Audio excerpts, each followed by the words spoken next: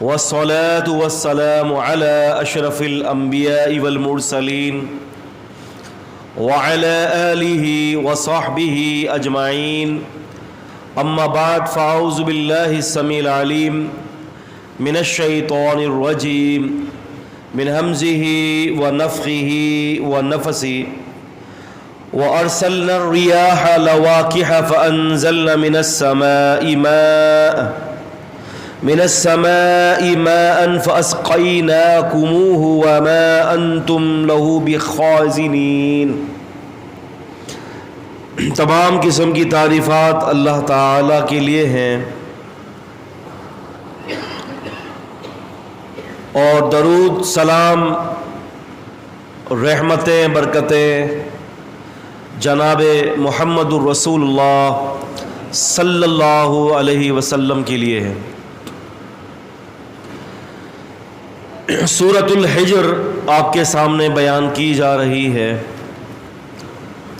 اللہ تعالی ہمارا سننا اور سنانا اپنی بارگاہ کے اندر قبول اور منظور فرما لے، اور ہمیں دنیا اور آخرت کی پریشانیوں سے محفوظ فرما لے۔ قرآن مجید کی تلاوت کرتے ہوئے ہمیں تین باتوں پر غور و فکر کرنا ہے۔ دیکھیں، جب تک ہم ان تین باتوں پر غور و فکر نہیں کریں گے تب تک بات سمجھ میں نہیں آئے گی۔ سورہ حجر سورہ 15 آیت نمبر 22۔ پہلی بات یہ ہے کہ قرآن مجید اس کی قرأت کے حوالے سے ہمیں تھوڑی توجہ دینی چاہیے کہ اس کے الفاظ کی ادائیگی اس کی صحیح طریقے سے ہو جائے۔ دوسری بات یہ ہے کہ ہمیں اس کا ترجمہ، قرآن مجید کا جو ترجمہ ہے وہ ہمیں ایسا آ جائے کہ ہم امام کے پیچھے ہوں اور امام صاحب قرآن پڑھیں تو ہمیں سمجھ میں آ جائے کہ اللہ پاک ہم سے کیا خطاب فرما رہے ہیں۔ اور اس طرح سے نماز پڑھنے کی لذت ہی کچھ اور ہے۔ بہت سارے لوگ کہتے ہیں نا کہ توجہ مبذول نہیں رہتی، توجہ بڑھ جاتی ہے۔ توجہ تو بڑھتی اس لیے ہے نا کہ آپ کو پتہ ہی نہیں کہ آپ کا رب آپ سے کیا خطاب کر رہا ہے۔ اب ایک آدمی ہے، ایک آدمی کو کھڑا کرتے ہیں وہ انگریزی بولے، آپ کو انگریزی نہیں آتی، اور ایک آدمی کو کھڑا کرتے ہیں وہ اردو بولے، تو لازمی سی بات ہے کہ دونوں زبانوں میں کانسنٹریٹ تو آپ اس پر کریں گے نا کہ جو آپ کی اپنی زبان ہے، جو آپ کو انڈرسٹینڈ ہو رہی ہے، اور دوسری بات تو آپ کو سمجھ میں نہیں آئے گی، اوپر سے گزرے گی۔ کہ ہم جب بھی قرآن مجید پڑھتے ہیں نا تو ہمیں پتہ نہیں چلتا کہ اللہ تعالیٰ ہم سے خطاب کیا فرما رہا ہے۔ جہنم کی آیتیں ہوتی ہیں جو دل کو دہلانے والی ہوتی ہیں، رونگٹے کھڑے کرنے والی ہوتی ہیں، لیکن ہمیں پتہ ہی نہیں ہوتا، ہم تو بس ایک ہی جو ہے نا رخ پر جا رہے ہوتے ہیں۔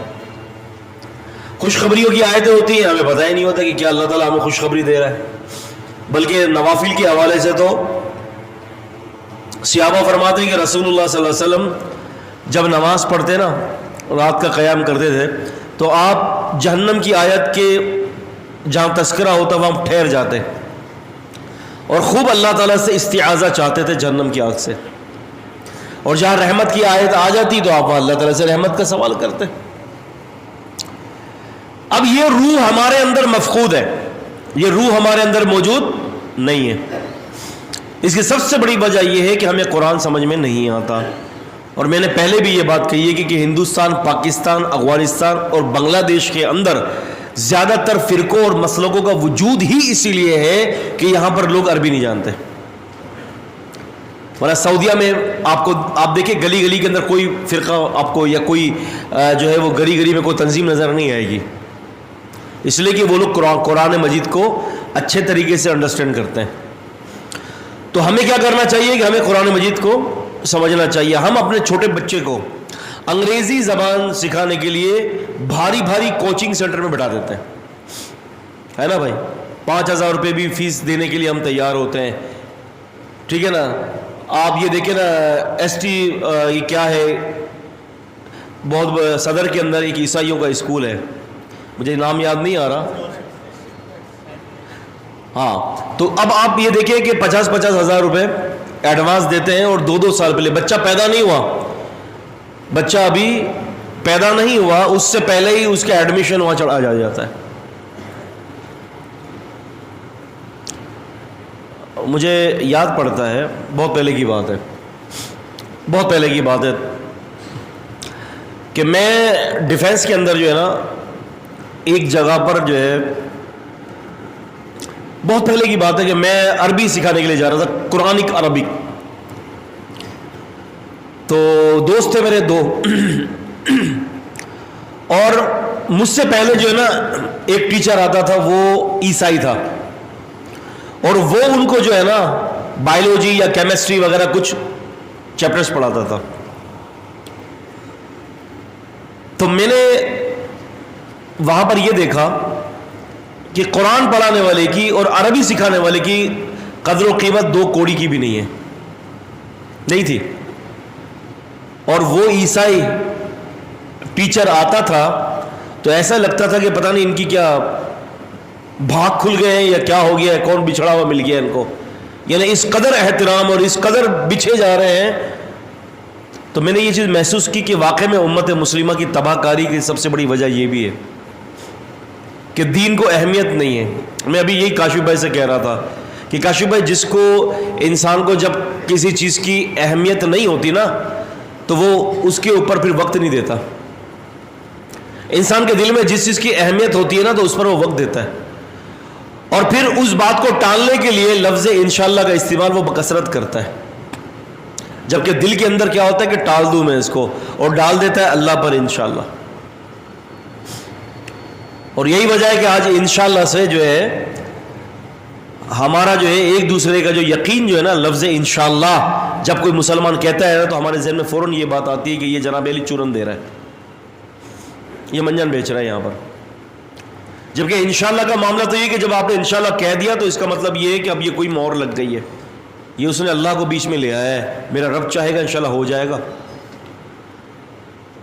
کچھ عرصے پہلے میں ایکسپورٹ فیکٹری کے اندر مینیجر کے ساتھ ہوتا تھا، تو وہاں کے ڈائریکٹر سے میری بات ہوئی، جو ہمارا جو ڈائریکٹر تھا، تو انشاءاللہ پر بات ہوئی. تو الحمدللہ میری عادت تھی کہ میں اپنی فیکٹری کے اندر بھی جو ہے وہاں پر جو ہے تبلیغ کا ایک الحمدللہ ایک پورا بازار گرم تھا. ہمارے جو ڈائریکٹر وغیرہ جو ہے اگر کوئی غیر شرعی کوئی معاملہ کرتے تو میں کوشش کرتا تھا کہ ان کو تبلیغ کے ذریعے روکوں. تو میرے ڈائریکٹر نے مجھے یہ کہا کہ کہنے لگے کہ حسین بھائی، یہ یہاں پر جرمنی بائر آتے ہیں ہمارے پاس، جن کو ہم یہاں سے مال جرمن بیچتے ہیں. تو کہنے لگے کہ ہم ٹیبل پہ بیٹھے ہوئے تھے اور ساری گفتگو ہوئی کہ بھئی یہ کنٹینر اتنے بھیجنے ہیں. تو میں نے یہ کہہ دیا ان کو کہ انشاءاللہ تعالی اگلے مہینے جو ہے میں آپ کو یہ 4 کنٹینر یا 2 کنٹینر میں بھیج دوں گا. تو انہوں نے اس کو کہا کہ سلیم، آپ لوگ انشاءاللہ مت کہا کرو، آپ مسلمان جب بھی انشاءاللہ کہتے ہو تو اس کے خلاف کرتے ہو.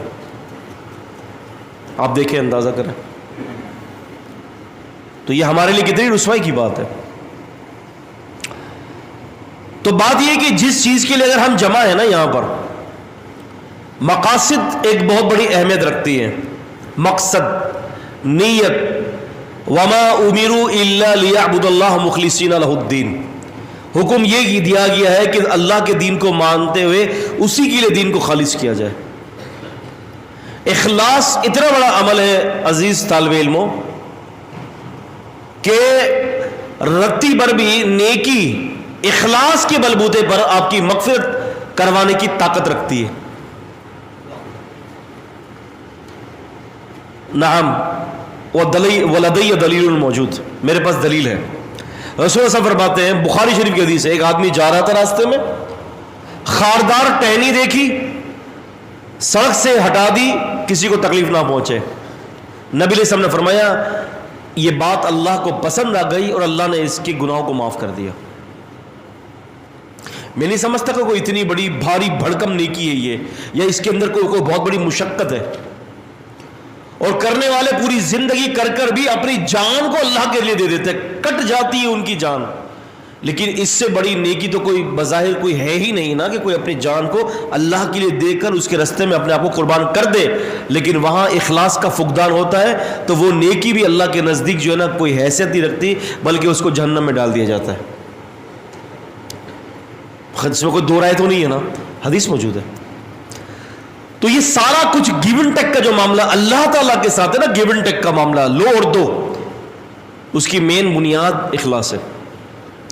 تو یہاں پر ہم جتنے بھی بیٹھے ہوئے ہیں، ہم اپنی نیتوں کو اللہ کے لیے خالص کر دیں کہ یا اللہ بیٹھنے کا مقصد اور کچھ بھی نہیں ہے، صرف آپ کی محبت، آپ کا پیار اور آپ کی رضا کو سمیٹنا ہے بس۔ تو پھر دیکھیں کیسے اللہ تعالیٰ جو ہے وہ بیڑا پار کرتا ہے۔ انشاءاللہ تعالی ہمارے اگلی کلاس کے اندر ہم انشاءاللہ تعالی جو ہے